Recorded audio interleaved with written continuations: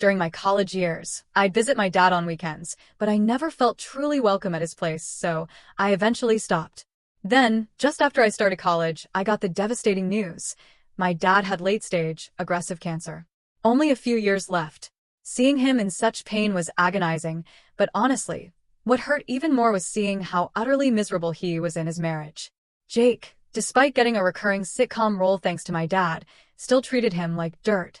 Neither of Lisa's kids ever saw him as a father.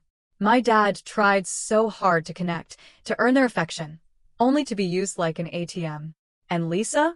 She saw no problem with any of it. It was heartbreaking. By the time my father was on his deathbed, Lisa had completely stopped visiting him in the hospital. She barely showed up. He cried to me during his final days, heartbroken, feeling completely abandoned by his wife and stepchildren. Even though we weren't super close, his raw pain, his profound loneliness, it was unforgettable. I even tried talking to Lisa, begging her to look after him, to be there. Her response? Cold, insensitive. I'd rather look after my future than wait for someone to become past. Just, wow. She truly was one of the worst people I've ever met. My dad passed away soon after I finished my course. At his wake, Lisa made a grand appearance for maybe 15 minutes, max, only when the big industry names were there. Her sons? They didn't even bother to show their faces. Right then and there, a cold resolve settled over me. I decided these people were never going to be my family.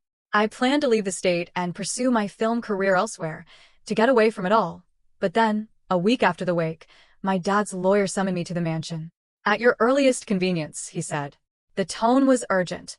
When I arrived, Lisa and her kids were already there, simmering with impatience. My dad's lawyer began. He explained that before he passed, my dad had finalized his will. He was leaving me almost 70% of his entire estate, including the mansion. 20% went to his parents, my amazing grandparents, who were already well off. And for Lisa and her kids? Just 10% and a condo in the city. Then, the lawyer read a final message from my dad to me, a heartfelt apology for not being the father he wished he could have been.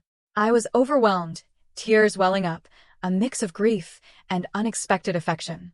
But the real shocker? That hit Lisa and